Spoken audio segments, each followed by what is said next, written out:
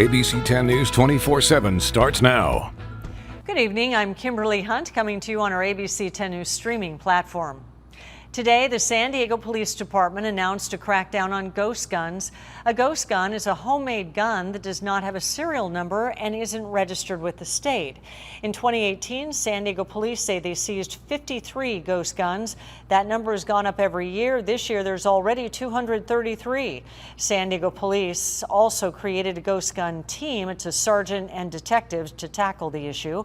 And now there are calls for the city to create its own laws on ghost guns. I want our city council to act, especially because the new California regulations won't be in place for another year, not until July of 2022. And I don't want us to wait a year to act locally here.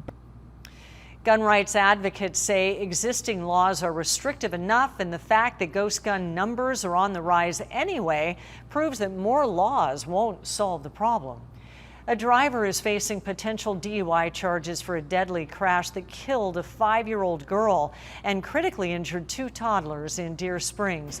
The scene unfolded about 2:30 this morning. The CHP says the female driver veered off the 15 near Gopher Canyon and tumbled down an embankment. She suffered minor injuries. CHP believes alcohol was a factor. She's now facing multiple charges, including felony DUI causing death.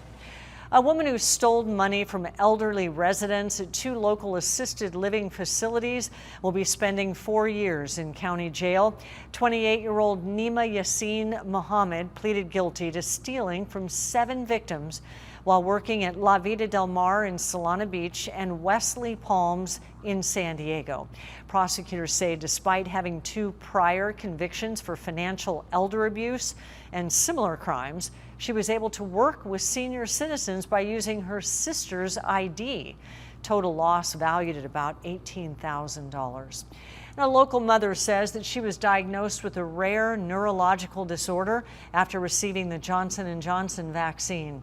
Kelly Francis got the single shot back in April. She says a week later her feet started to hurt and then her legs. Days later, she woke up with intense neck pain and her face was frozen. 5 days later, she fell and was completely paralyzed from the waist down. In mid-May, a spinal tap revealed a diagnosis, Guillain-Barré syndrome, also known as GBS, where the immune system attacks nerve cells. Francis says her neurologist believes it's from the vaccine. I was angry because I was told to get this to prevent COVID, and this is so much worse, and it has long-term consequences. Just yesterday, the FDA warned of a possible link between the J&J vaccine and GBS as they look into about 100 cases out of nearly 13 million doses. 9 out of 10 San Diego families with children will soon be getting checks from the IRS this month. Child tax credits will start getting sent to millions of families starting tomorrow. Those who qualify for the whole benefit could get up to $300 a month through December. People who filed for the child tax credit on their 19 or 2020 taxes will get it automatically. If not, you can sign up on the IRS website. It's projected to help lift millions of families with small children out of poverty. In the past, not all families were able to take advantage of the full credit because you had to have earned income in order to get the full credit. Now, all families, even those at the lower end of the spectrum, will be able to get the full credit. The program is slated to end in December, but it could be extended.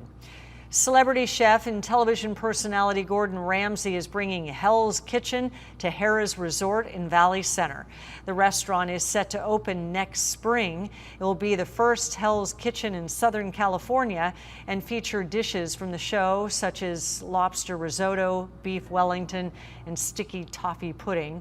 The Valley Center location will be the largest version of the concept to date and able to seat 322 guests. Thank you for joining us, and we'll be back in 30 minutes with another update and more local news just seconds away.